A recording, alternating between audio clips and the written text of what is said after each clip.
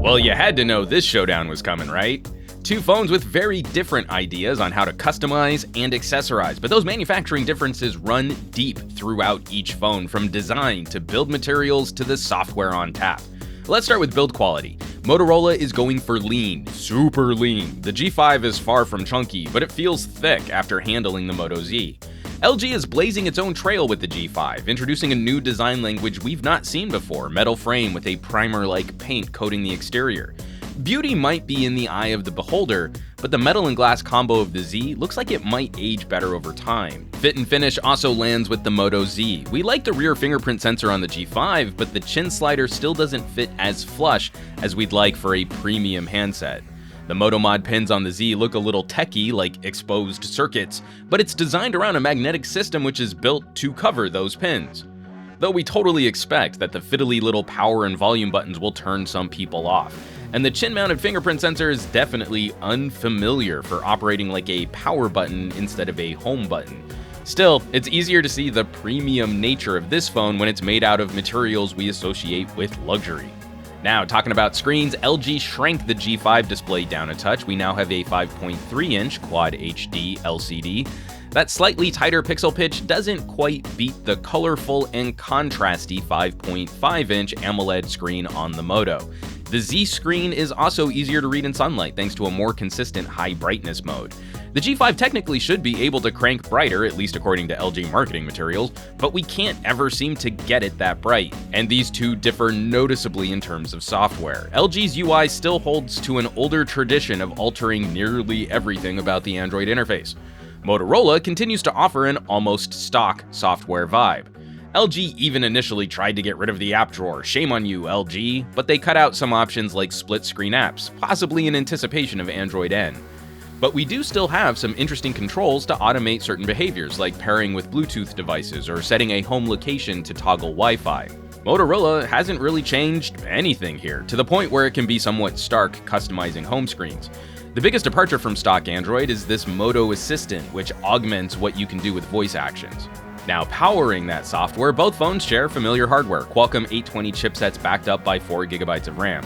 So we aren't surprised to see similar performance in daily operations. Judging flagship phones by how they open email is a bit silly, so jumping directly to more graphics-intensive games, the Moto ekes out a victory. While not completely lag-free, the Z plays Marvel Future Fight smoother than the G5. Now, stepping down from this tier though, even gaming performance is often a tie on games like Implosion or that sweet, sweet Candy Crush action.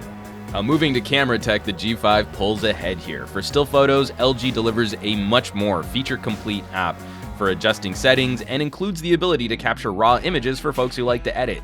The dual sensor experiment is also a lot of fun to play with, as the super wide-angle lens opens up photographic possibilities the Z just can't match.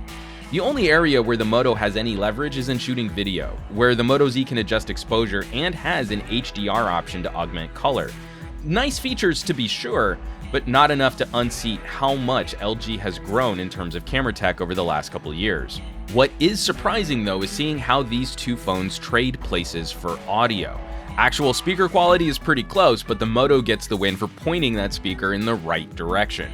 A headphone audio is a solid win for Motorola too.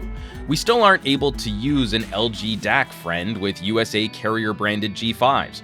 So testing the built-in headphone jack is something of a disappointment after coming from the LG V10. The Moto Z's adapter kinda bums us out, but we do get a higher quality audio signal from the Z. For purists, the Motorola will truncate high-resolution audio, downsampling playback to 16-bit, but it has a louder amp and better dynamic range than what the LG can produce. Now, checking out battery life, this is a pretty close fight. While some manufacturers increased capacity this year, both the Moto Z and LG G5 took small steps backwards in terms of battery size, 2600 and 2800 mAh respectively.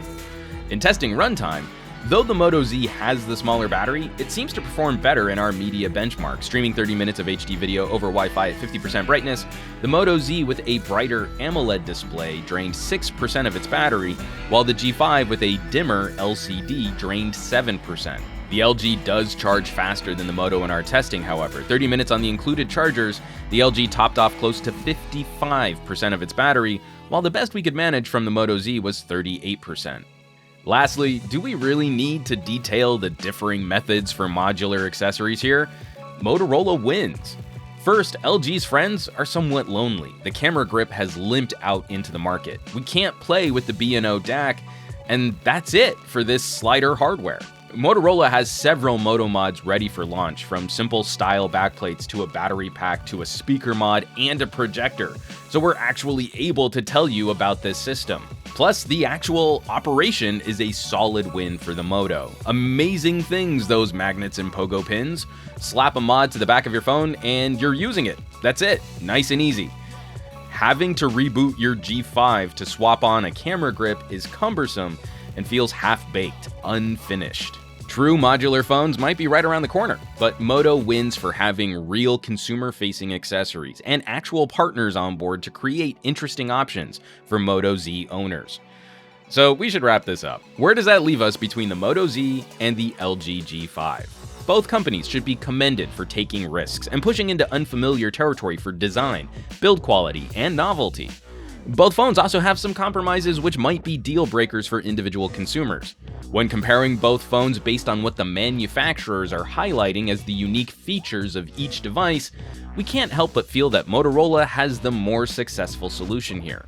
That's not to say we don't think someone out there shouldn't buy a G5. Camera snobs like me would probably gravitate towards LG's shooter more than Motorola's.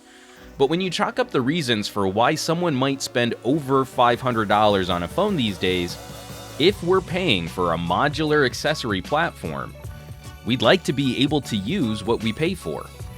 As always, thanks so much for watching. Be sure to subscribe to this channel for our full coverage of both the LG G5 and the Moto Z, including more comparisons and the most in-depth camera reviews available online.